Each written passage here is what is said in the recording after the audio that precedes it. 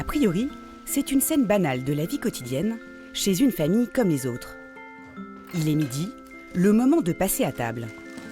Pendant que Louis et Léa, les deux aînés, mettent le couvert, Norbert, le papa, donne son repas à la petite Justine, 16 mois.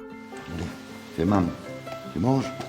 En cuisine, Aurélie, la maman, met la touche finale au déjeuner. Sur la table avec le petit dessous plat. Les Hartmann ont tout d'une famille normale, à une exception près. En fait, ils vivent dans une église. Cela semble à peine croyable et pourtant c'est aujourd'hui une réalité. On peut s'offrir un bâtiment religieux pour en faire sa résidence principale. Des églises à vendre, un marché méconnu qui tente à se développer. Le prix au mètre carré est en général assez intéressant, souvent inférieur au prix d'un logement classique. Une aubaine pour les amateurs de surfaces atypiques. Seulement voilà, de tels bâtiments exigent un entretien très particulier. Il faut engager des frais importants pour les travaux, l'entretien ou la restauration. Bref, devenir propriétaire d'une église n'est pas toujours une partie de plaisir. Alors, où trouver des églises à vendre? Qui achète de tels édifices? Et peut-on en faire n'importe quoi? État des lieux d'un marché en état de grâce.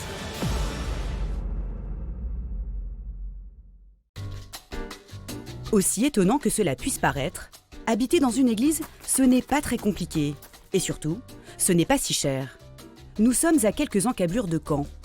Au cœur de cette forêt qui borde une petite route de campagne, une chapelle romane du XVIe siècle, devenue la propriété de la famille Hartmann. Il y a quelques années, Aurélie et Norbert cherchent à déménager. Par hasard, ils tombent sur une surprenante annonce immobilière dans un journal local. Église à vendre. À l'époque, elle appartient à un artiste qui souhaite s'en séparer. Intriguée, la petite famille décide de visiter les lieux. Et c'est le coup de foudre. Quand on est arrivé ici, on s'était un peu en friche, mais les statues extérieures et tout ça, on a eu le coup de cœur, ça a été comme un coup de pied au cul. Voilà, c'est aussi simple que ça, c'est pas tellement facile à expliquer. J'ai tout de suite vu qu'ici, il y avait un petit havre de paix, ça nous a plu, et puis le coup de cœur, ça s'explique pas beaucoup. Le couple débourse 160 000 € pour devenir l'heureux propriétaire de la chapelle et faire de l'ancien bâtiment religieux leur maison de famille. Aurélie, on est où ici? Alors on est dans la cuisine, c'est l'ancien hôtel où le curé faisait sa messe. Alors il se mettait ici, il n'y avait pas les chambres au fond et il y avait une grande salle. Par chance, la petite chapelle n'est pas classée au monument historique.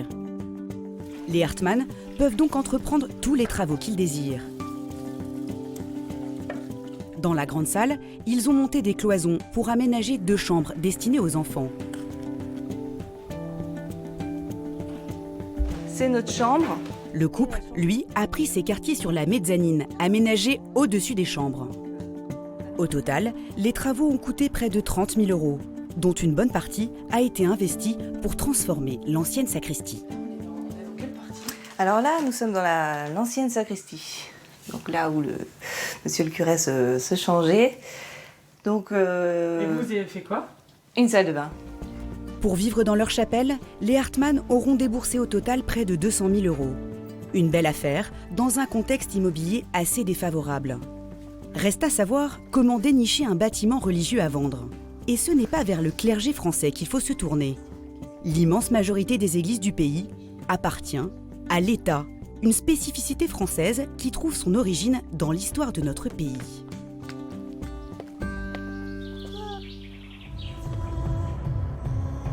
Juillet 1789, la Révolution renverse la monarchie. Les frasques du roi Louis XVI ont ruiné le pays. L'Église, alors toute puissante, est considérée comme complice de ce marasme. En octobre 1789, Talleyrand, grande figure de la Révolution, suggère que la nation ait recours à l'immense ressource qui existe dans les biens du clergé. Objectif, apurer la dette royale. Commence alors la déchristianisation du pays. Une politique qui vise à supprimer le christianisme de la vie quotidienne. Tout ce qui se rapporte à la religion est détruit ou interdit. L'intégralité des biens du clergé est réquisitionnée. Les édifices religieux deviennent alors propriété de l'État. La plupart sont gérés par les communes et quelques-uns sont revendus à des propriétaires privés. En 1905, la loi de séparation de l'Église et de l'État entérine cette situation. Dès lors, le clergé français est libre de construire de nouvelles églises à sa charge et de les gérer comme bon lui semble. Aujourd'hui, sur les 90 000 bâtiments religieux, 45 000 sont propriétés de l'État via les communes, 40 000 sont entre les mains de propriétaires privés et seuls 5 000 appartiennent aux évêchés. Mais avec la crise économique, tous ces acteurs sont aujourd'hui contraints de se séparer de ces encombrants édifices, désertés par des fidèles de plus en plus rares. Voilà pourquoi un nouveau marché s'ouvre dans le paysage immobilier et certains n'ont pas l'intention de passer à côté.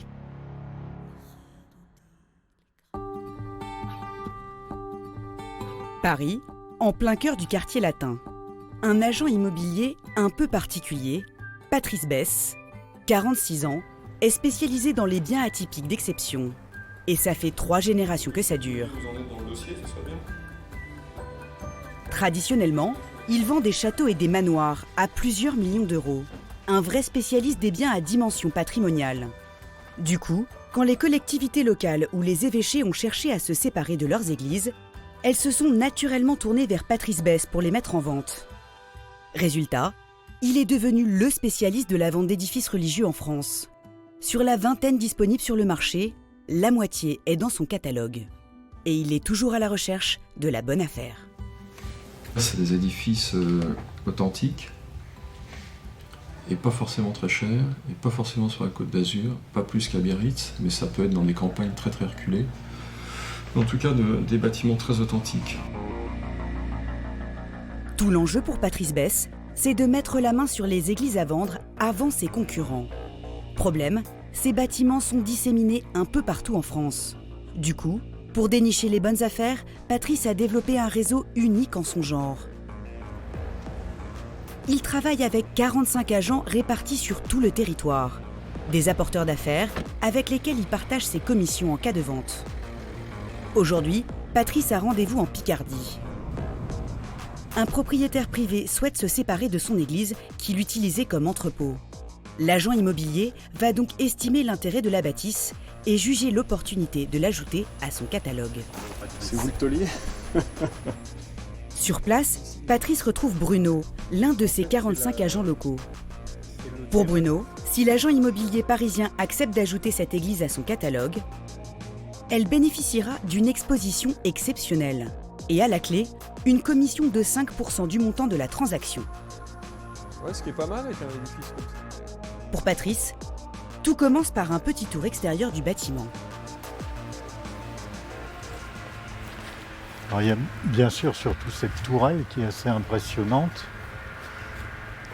et qui est quand même rare, voire exceptionnelle avec une chapelle. À l'intérieur aussi, on semble peut-être. Puis arrive le moment de pénétrer dans l'église. Un instant tout particulier.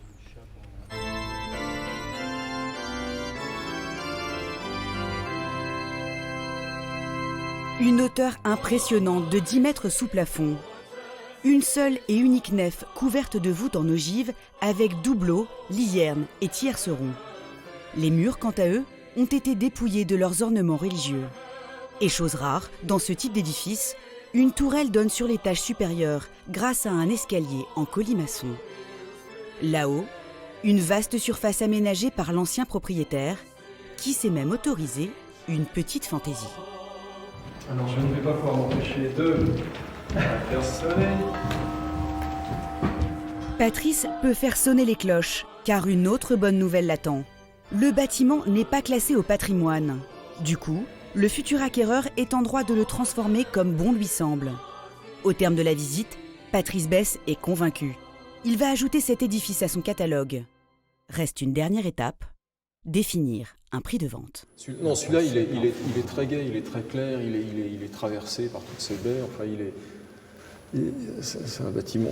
Enfin, on le sent facile à faire revivre. Hein. Facile. Donc on sait qu'en ce moment, un bâtiment comme ça, à cette distance de Paris, parce qu'une fois on est à 50 km de Paris, c'est très très important. Voilà, 300, 350 000 euros, on est dans un budget qui nous semble tout à fait réaliste. Patrice a toutes les chances de vendre rapidement ce bien, qui pourrait lui rapporter jusqu'à 15 000 euros de commission. Mais vous allez le voir, certains promoteurs comptent gagner encore plus d'argent avec les églises. Leur méthode, rentabiliser au maximum les énormes volumes de ces bâtiments exceptionnels.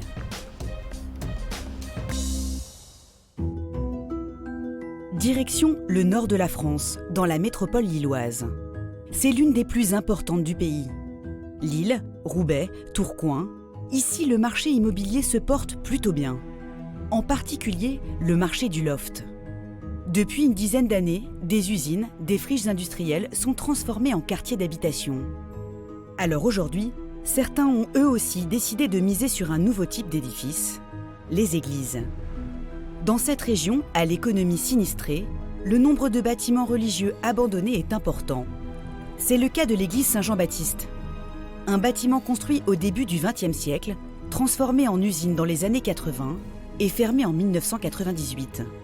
Pourtant, aujourd'hui, il y a une grande agitation sur le parvis de l'église. On va reprendre l'alignement des contreforts et des renforts. Parce que bon, pour déposer ça, Une portée de 5,79 m. on va avoir une portée de 5,79 m pour le dessus, pour avoir des ouvertures de 5,30 m. Ce jour-là, Francesco Ruberto, le patron de cet important chantier, a une obsession, la lumière. Il faut trancher, et vite. Le jeune promoteur indépendant a un projet pharaonique. Aménager 12 lofts de standing dans ce vaste bâtiment de 800 mètres carrés.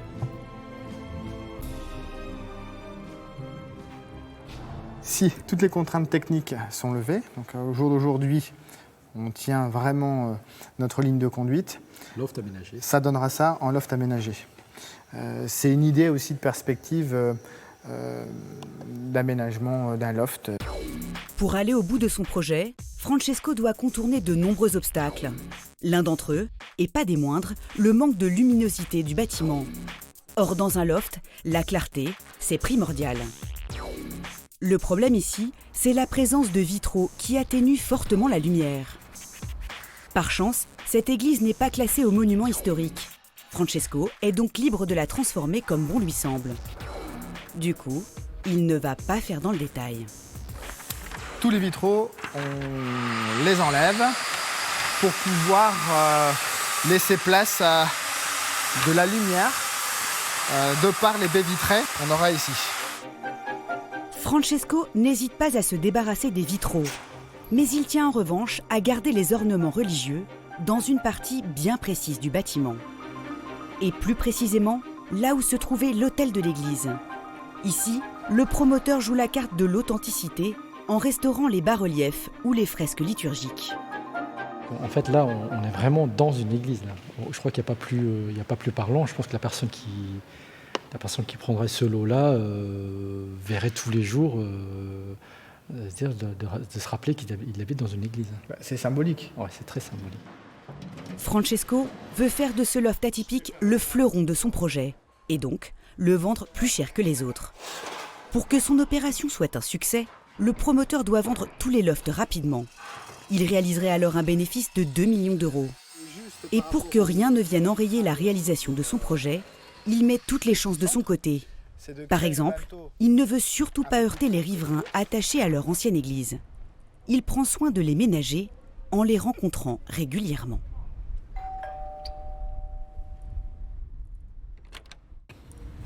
Bonjour monsieur. Ça va bien? Oui, ça va. Alors ça vous a dépanné? Je viens vous rendre. Comme avec Liliane, une ancienne paroissienne qui a consigné toute l'histoire de l'ancien lieu de culte. Nous on s'est mariés là. Mes enfants ont fait leur communion, ont été baptisés. Il y en a un de mes garçons qui s'est marié là. Et puis on a toujours vie avec la vie de l'église. J'allais ouvrir la porte pour les baptêmes, mariages, enterrements, je mettais les fleurs. À force de dialogue, Francesco a fini par convaincre les habitants du quartier du bien fondé de son opération. Au premier abord, je la préférais démolie que de la voir tout transformée. Bon, ici, elle garde son aspect tout de même, mais ça sera toujours mon église. Hein. Même que ça sera des lofts, ce sera l'église, c'est l'église qu'on voit en premier. Je vous rends Merci. ça. Merci bien. Je vous le demanderai à l'occasion. Voilà. Oui. Mais en tout quand cas, vous merci voulez, encore. quand vous voulez, si ça peut vous donner des renseignements. Voilà. Allez, à plus. Merci, à Allez, bientôt. Au revoir. Désormais, une chose est sûre, détourner des édifices religieux pour en faire des résidences, cela ne choque plus. Certains sont même allés beaucoup plus loin, jusqu'à transformer des églises en lieux d'activité, aux antipodes de leur fonction première.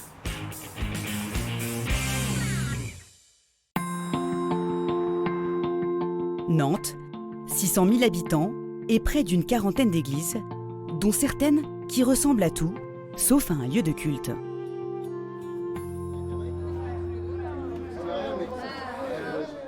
Il est 1h du matin. Derrière cette porte, c'est le feu.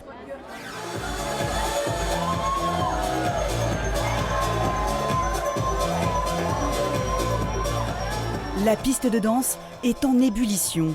Bienvenue au Marlot, véritable institution des nuits nantaises.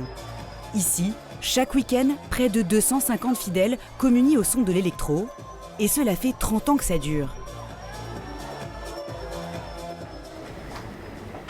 Au petit matin, quand les derniers clients ont quitté les lieux, que les lumières se rallument enfin, voilà à quoi ressemble le Marlot.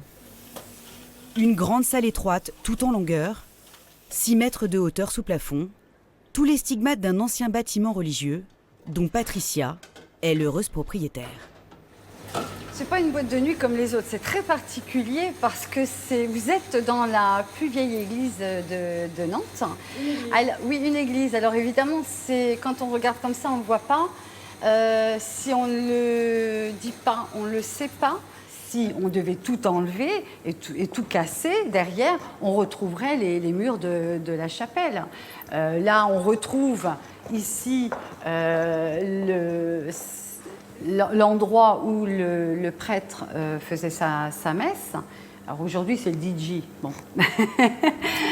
Patricia rentabilise son ancienne chapelle, du sol au plafond. Suivez-moi, je vous accompagne. Toujours dans l'église. Toujours dans l'église, plus que jamais, et beaucoup plus près du bon Dieu. Au premier étage, au-dessus de ce qui fut jadis la nef, elle loue les murs à un restaurateur. Ça va? Ça se passe bien? Ça bosse? Bon, bah écoute, oui, gentiment, hein, pour une fin de saison comme ça. Avec ce beau temps, on a du boulot. Frédéric a été attiré lui aussi par la dimension religieuse du lieu pour y faire prospérer ses affaires. Donc vous êtes ici dans la chapelle Saint-Vincent, qui date du XVIe siècle. Donc vous avez visité, je pense, le bas, et maintenant vous avez le haut, la nef. Ça, c'est juste au-dessus du Marlot. Juste au-dessus du Marlot. La piste de danse du Marlot est juste en dessous. Ici, les vestiges du bâtiment original sont très présents. Des voûtes en ogive de 5 mètres de haut, typiques des anciennes chapelles gothiques. Les murs, laissés à l'état brut, soulignent la beauté naturelle des pierres. Un cadre exceptionnel pour accueillir une clientèle haut de gamme, attirée autant par la carte que par ce décor hors du commun.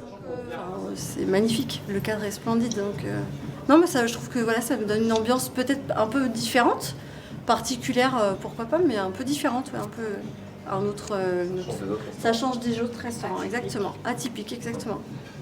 Pour Patricia, c'est désormais une évidence. Un fonds de commerce dans une église, ça attire les foules. Du coup, elle a une petite idée derrière la tête. Développer une nouvelle activité commerciale. Et ça tombe bien, il y a un autre édifice religieux à vendre en plein centre-ville. Alors aujourd'hui, c'est visite obligatoire. Le bonjour au milieu de la route, ça va? Et toi? Très bien. Bon. Pas de difficulté à retrouver ce site? Non, pas du tout, pas du tout. C'est Laurence, une amie agent immobilier qui l'a mise sur le coup. Ce site inoubliable, c'est la chapelle des Jésuites. Un édifice du 19e siècle de style néo-gothique. Plus de 400 mètres carrés, près de 5 mètres de hauteur sous plafond, de larges colonnes en pierre brute, le tout racheté il y a 8 ans par des investisseurs privés. Exactement ce que Patricia recherche. En termes d'esthétisme, il n'y a pas de souci. Mais une telle puissance architecturale, forcément, ça a un prix. 1,2 million d'euros. De quoi freiner l'enthousiasme de Patricia. Patricia, le 1 million, 1,2 million, il vous ferait peur? Bah, il me ferait réfléchir. Oui. Bien sûr, on ne peut pas faire les choses à la légère, il faut tout mesurer, tout peser et tout voir. Pour aider Patricia à réfléchir, Laurence a une petite idée. L'église possède un deuxième étage. Le propriétaire est un commerçant qui a développé son activité en misant tout sur les charmes de l'église. Pour un résultat spectaculaire. 10 mètres de hauteur sous voûte, des vitraux exceptionnels et sous la nef, de longues rangées de vêtements. C'est un lieu d'exposition réservé aux professionnels. Tous les clients qui viennent ici reconnaissent la qualité du lieu, la sérénité qu'il y a à y travailler, la lumière, c'est vraiment extraordinaire. Yann en est l'heureux propriétaire depuis 5 ans et c'est l'un des meilleurs investissements de sa carrière. Les clients qui notent les collections, voilà, donc nous avons les clients. Par rapport au budget que j'avais de construction d'un bâtiment neuf en Sud-Loire, design, un joli bâtiment, mais modeste quand même, c'est plus cher. Mais on est vraiment dans un quartier, le plus beau quartier de Nantes. Et ça aide pour vos affaires. Ça aide Commercialement, mes c'est affaires, oui. intéressant. C'est vrai, parce que d'abord c'est prestigieux, il y a des collections qui fonctionnent, donc ça les rassure. Cet espace exceptionnel attire des dizaines de jeunes créateurs chaque mois. Mais pour faire de ce showroom l'un des hauts lieux de la mode à Nantes, Yann a réalisé près de 400 000 € de travaux. Une somme indispensable pour surmonter toutes les contraintes.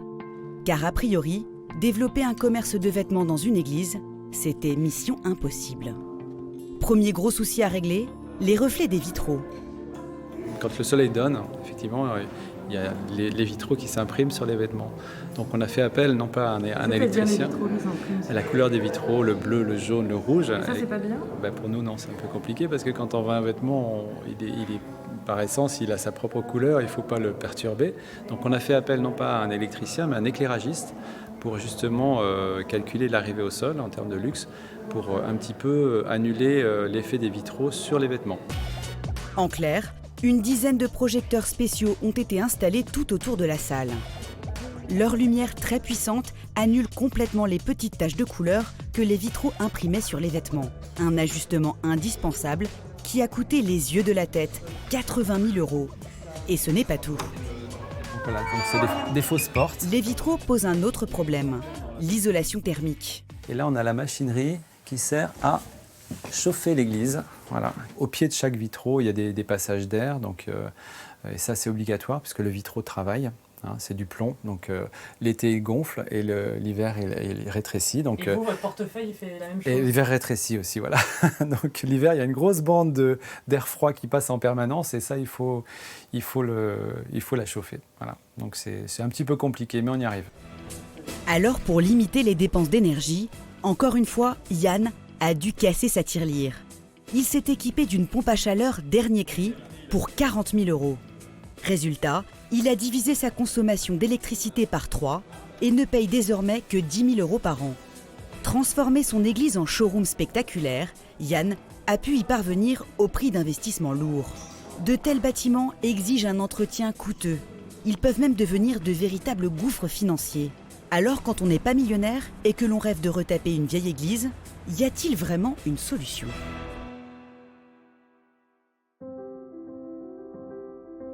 La nature à perte de vue.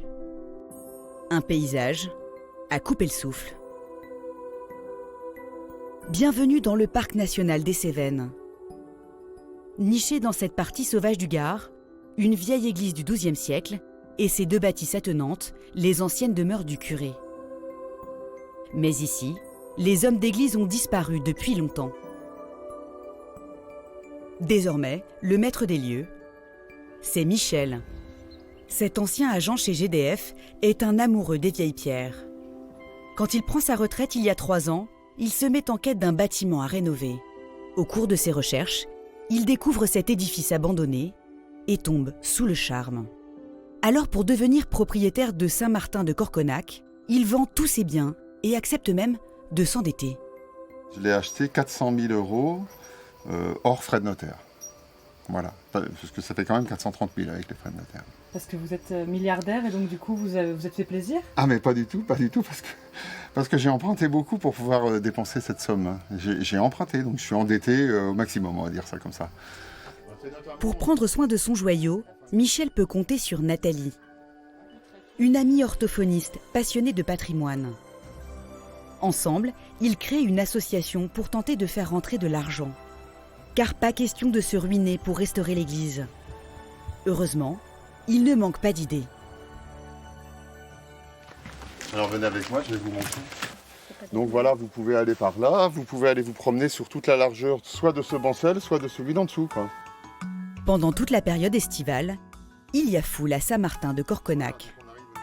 Des visiteurs venus de toute la France pour participer à des stages de chant payants, 560 € par personne. Grâce aux 2 logements attenants à l'église, Michel peut accueillir une dizaine de stagiaires par semaine. Quand il y a des stages, en fait, on bouleverse un peu notre logement pour accueillir les stagiaires. C'était là où habitait le... Là, c'est la cure, quoi. C'est-à-dire, c'est l'appartement du curé. Voilà. Et bien évidemment, les cours de chant se déroulent dans l'église, au pied de l'ancien hôtel. Pierre? Ah ben tu l'as. Et voilà. Alors, 1, 2, 3, 4, 5. On va mettre des chaises. Comme toujours, avant le premier cours, Michel présente le projet de restauration aux nouveaux stagiaires. Voilà, bah c'est un lieu qui est très beau. On a eu le coup de cœur avec Nathalie sur cette église romane. Et le fait que vous veniez faire un stage ici, eh bien, ça nous aide à restaurer cette église. Vous y participez grâce à vos vacances, à votre plaisir, à vos finances aussi. Et voilà. Le but, c'est qu'on chante, qu'on passe une semaine agréable ensemble. Je dirais que c'est vrai que ça ne change pas la valeur du stage. On vient effectivement pour chanter, mais par contre, ça lui donne un attrait supplémentaire. Moi, je trouve que c'est satisfaisant de savoir qu'on aide à la restauration d'une église.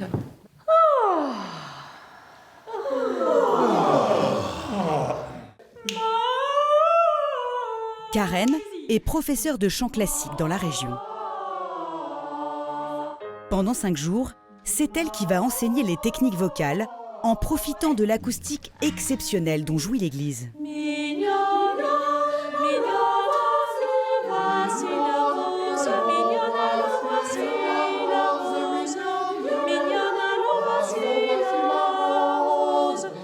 La musique au secours de Saint-Martin de Corconac, l'idée remporte un vif succès. Cet été, les 3 semaines de stage ont affiché complet. Nathalie et Michel ont récolté près de 2 600 €, une somme aussitôt réinvestie dans la création d'un vitrail contemporain, flambant neuf. Une pièce unique qui a nécessité 3 mois de travail. Coût de l'œuvre, pause comprise, 2 000 €. Ouh là là, la responsabilité. Faut pas le faire tomber là. Cet après-midi, Nathalie et Michel s'apprêtent à vivre un grand moment. L'artisan procède à la pose du vitrail dans le mur. Il doit l'ajuster au millimètre près, dans l'encadrement d'origine en pierre de granit. J'y suis presque. La mise en place s'effectue selon une méthode traditionnelle, un marteau et des clous.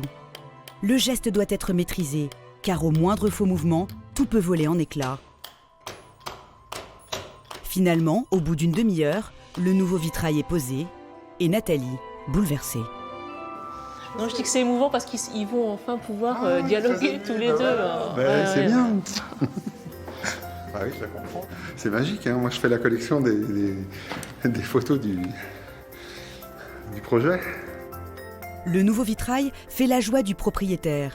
Mais pour réhabiliter au mieux son église, Michel doit faire face à des travaux bien plus importants. Une partie de la toiture est fatiguée. Il souhaite la restaurer avec des tuiles traditionnelles Sévenol. Une opération estimée à 30 000 €. Les cours de chant cette fois-ci n'y suffiront pas. Il faut trouver de nouvelles sources de financement. Une solution s'impose, faire appel aux aides publiques. C'est la DRAC qui arrive, j'ai reconnu le logo sur la petite voiture blanche. Ouais. La DRAC, c'est la Direction régionale des affaires culturelles, un organisme chargé de distribuer les financements. Selon la nature des projets, elle peut verser jusqu'à 25% de la somme nécessaire aux rénovations. Vous allez bien? Comment allez-vous? Ça va, merci. Ça va? Vous aussi? Le voyage s'est bien passé? Oui, ça a été. On est presque à l'heure. Bonjour monsieur, vous êtes tout à fait à l'heure. Obtenir ces aides n'a rien d'une sinécure. La DRAC reçoit des centaines de dossiers chaque année et seule une poignée est jugée apte à recevoir des financements. Nathalie et Michel vont devoir jouer serré. Et là, vous pouvez découvrir le deuxième vitrail. Il vient juste d'être posé. Là, le vitrail bleu, le vitrail rouge a été posé il y a quelques Mais la partie est loin d'être gagnée. Les 3 experts connaissent absolument tout de l'histoire et de l'architecture. Attentifs, ils cherchent à définir l'intérêt patrimonial de l'église. En fonction de quoi, Corconac sera inscrit ou non au monument historique. Ce classement est très important. Il donne droit au versement d'aides publiques, et pas seulement. L'inscription au patrimoine, c'est une assurance que l'église sera protégée et qu'on n'y fera jamais une discothèque ou des gîtes ou un restaurant et que ça continuera après nous. Voilà. Quelles que soient les personnes qui auront en charge l'association ou si c'est revendu à des privés, ils ne pourront plus faire ce qu'ils veulent. Il faudra demander l'autorisation à la DRAC. Donc ça, c'est important. Parce que là, on voit bien, ils font la jonction, là. Aucun détail n'échappe à l'œil aiguisé des spécialistes de la DRAC. D'ailleurs, à l'issue de cette petite visite, Olivier l'historien en sait déjà beaucoup sur Saint-Martin de Corconac. C'est tout vu, L'église médiévale, elle est là, l'abside, elle est là sous monsieur, et puis tout ça c'est beaucoup plus tardif, et enfin, comme ça, mais c'est un schéma qu'on rencontre tellement souvent. Dernière étape, examiner les qualités architecturales extérieures du bâtiment. Pour faire une fondation comme ça de plusieurs mètres, on peut avoir intérêt à faire une voûte quand même. Chaque détail va peser sur l'expertise de la DRAC. On voit très bien que ça, c'est un ouvrage de maçon, qu'il n'y a pas de tailleur de pierre. À l'issue de la visite, le bilan est globalement positif. Il y a beaucoup de raisons qui poussent les gens à faire des demandes de protection. On en reçoit beaucoup, on en a à peu près 500 en attente. Donc il y a de tout, il y a des passionnés. Il y a des édifices intéressants, il y en a d'autres beaucoup moins intéressants. Et après, il y a parfois des considérations moins patrimoniales qui guident aussi les demandes. Donc là, on est face à un cas un petit peu idéal, avec des gens passionnés, une utilisation qui concorde complètement avec la conservation de l'édifice. En France, seul un quart des édifices religieux est protégé au titre des monuments historiques. Et Saint-Martin de Corconac pourrait bientôt en faire partie. Alors au terme de la visite, Nathalie et Michel sont soulagés. En plus d'une aide financière, ils auront aussi l'assurance que jamais Corconac ne finira entre les mains de propriétaires privés, peu scrupuleux du patrimoine. À l'heure où les communes et les évêchés n'ont plus les moyens d'entretenir leurs églises, des initiatives comme celle de Nathalie et Michel permettent de sauver des bâtiments laissés à l'abandon. Car aujourd'hui, quand les propriétaires n'ont plus assez d'argent pour financer les travaux de rénovation, voilà ce qui risque d'arriver. La destruction pure et simple d'édifices religieux, parfois multicentenaires. Depuis le début de l'an 2000, 15 églises ont été détruites en France. Aujourd'hui, la dimension sacrée ou la beauté d'une architecture ne pèse pas lourd face aux exigences du marché de l'immobilier. Dans certaines grandes villes, la flambée des prix a donné des idées aux propriétaires. Ainsi, une église peut se retrouver menacée, même une église en activité. Nous sommes à la limite du 15e et du 7e arrondissement de Paris, un quartier parmi les plus chers de la capitale. Ici, le prix du mètre carré peut atteindre 10 000 €. Dans ce quartier très convoité, se trouve une petite église néogothique et bicentenaire, Saint-Rita.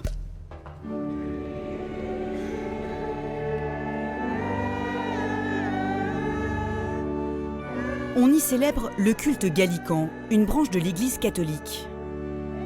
Ici, les fidèles n'ont jamais aussi bien porté leur nom. À chaque office, l'Église fait salle comble. Depuis 28 ans, c'est Monseigneur Philippe qui célèbre la messe. Mais aujourd'hui, cela pourrait bien être l'une des toutes dernières à Saint-Rita. Sainte Rita, c'est une sainte italienne et l'Église catholique l'a nommée l'avocate des causes désespérées. Alors là, on est en plein dedans.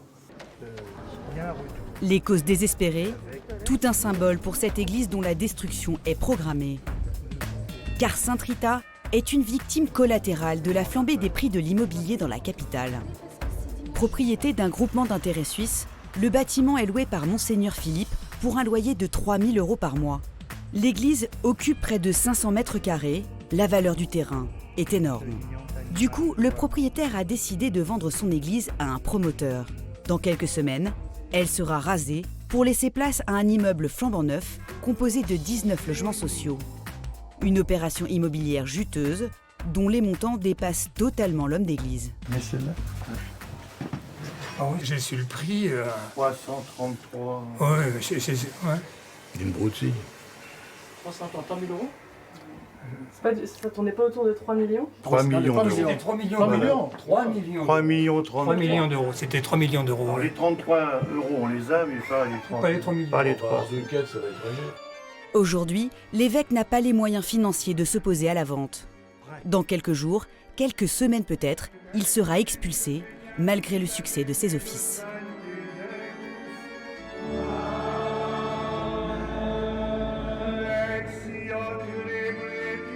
C'est une église qui tourne. C'est une église qui tourne. Mariage, baptême, inhumation, communion solennelle, des messes en semaine, dimanche, des prières pour les malades. Enfin, c'est une église qui ne demande qu'à bien vivre. En France, les autorités religieuses n'ont pas de grandes ressources financières. L'église gallicane ne déroge pas à la règle. Et pourtant, il va falloir trouver un nouveau lieu de culte. D'ailleurs, Monseigneur Philippe a installé un tronc à l'entrée du bâtiment pour faire appel aux dons. C'est dans ce tronc que j'ai fait appel. Aidez-nous pour l'achat d'un local. Et il y a du passage, je vous le dis. Regardez. Vous voyez? Alors là, j'ai tout juste acheté une clenche. Vous avez quoi? Une petite clenche pour la porte. Il faut une petite porte en plus. Hein. Pour se consoler, Monseigneur peut compter sur la ferveur de ses paroissiennes. Elles sont prêtes à tout pour sauver Saint-Rita. Nous sommes capables de nous attacher avec des chaînes dans les grilles, pas sur les grilles là, parce que ça ne va pas se passer comme ça. Il faut que le président Hollande fasse quelque chose pour cette église. Parce que c'est un édifice quand même qui a 200 ans, donc c'est quand même quelque chose qui a vécu et c'est dommage de le sacrifier. Les fidèles sont en colère, au point même de se livrer à des actes de vandalisme peu chrétiens. Le premier panneau disait « démolition d'une église ». Et puis les gens ont cassé le panneau, enfin ont écrit dessus, ils l'ont cassé. Alors là, ils l'avaient mis sur la grille, puis là, ils l'ont mis là-haut. Et là, vous remarquerez, on ne parle plus de démolition d'une église. On met démolition d'un bâtiment existant. Ça change déjà, là. Monseigneur Philippe sourit, mais le cœur n'y est plus. Il sait qu'il lui faut désormais trouver un nouveau lieu de culte. Peut-être qu'un matin, je vais entendre les bulldozers qui vont débarquer au 27 rue François Bouvin. Vous avez fait vos paquets là, ça y est? Non, j'ai rien fait du tout. Je sais pas où les mettre, où je vais les mettre où. J'ai rien, donc je suis là pour l'instant. Aujourd'hui, environ 200 édifices religieux sont menacés de démolition. Mais ce n'est rien comparé au nombre d'églises qui pourraient être mises en vente à l'avenir. Certaines prévisions évoquent une hausse exponentielle au cours des 5 prochaines années.